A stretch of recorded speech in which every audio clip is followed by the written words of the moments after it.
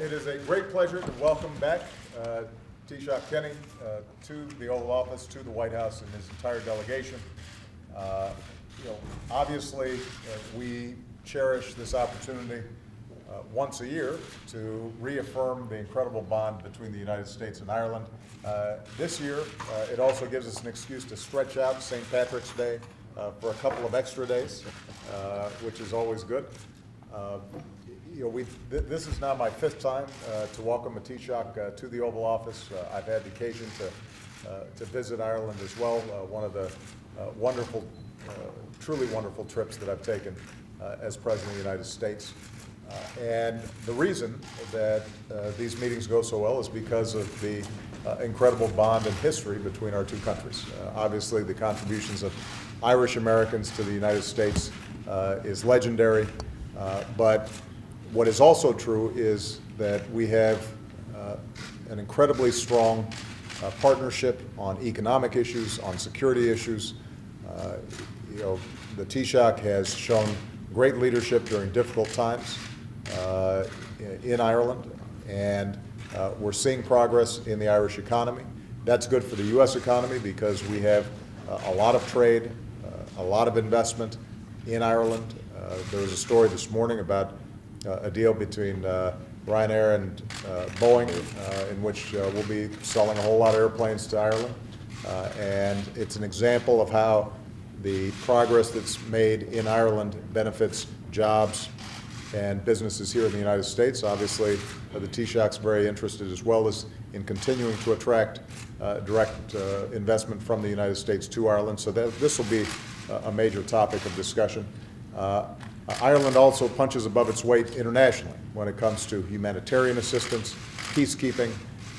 Irish troops are in many very difficult places in the world and provide the kinds of stabilization and humanitarian efforts that make all the difference and save lives. And so I'm very much looking forward to having a good conversation. I'm sure we will also touch on the issue of Northern Ireland, in which we have continued to see progress coming out of the Good Friday agreements, but we also have to recognize that there's a lot more work to be done before there's true unity of effort in that country. And I know that both in discussions with the Taoiseach as well as in talking to the ministers who are here from Northern Ireland, we'll have an opportunity to find out how the United States can be helpful in that overall effort as well. So again, Taoiseach, I want to welcome you. Thank you for giving me an excuse to break out my green tie. And I'm sure that we'll have a wonderful lunch up on Capitol Hill and once again be able to reaffirm the incredible friendship between our peoples. Thank you, Mr. President. Thank you. Could I say that it's a particular privilege to be able to come here to the White House to visit President Obama, to continue this wonderful tradition that the American governments over the years have shown to Ireland because of the particular and unique relationship between our countries covering many centuries. I come here both as Taoiseach but also as the presidency of the European Union. I suppose I should say this because I'll never get the chance again. It's great to meet on presidential terms here. President of the United States, an Irishman, and the President of Europe, an Irishman, meeting in the Oval Office in America. But I would like to say seriously, it's an opportunity for me to brief the President on the progress being made in challenging times by the Irish government following a very clear and strategic plan. It's also an opportunity to brief the President on issues of the European Union and the progress being made by the European Council, with particular reference to the EU-US trade participation and free trade, to which the President referred in his State of the Union address. I'd like to follow that through with him.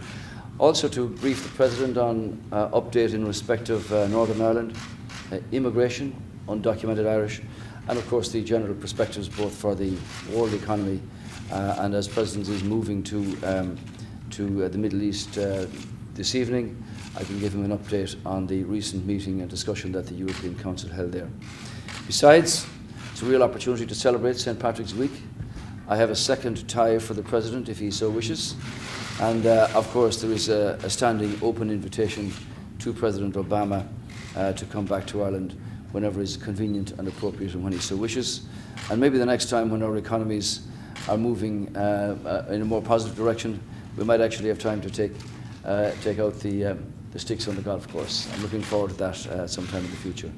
So to First Lady Michelle, the children, Mali and Sasha, we wish the President continued success and good fortune in the very onerous responsibilities that lay upon his shoulders as the leader of the free world. And it's a pleasure and a privilege to be here in the Oval Office. Thank you.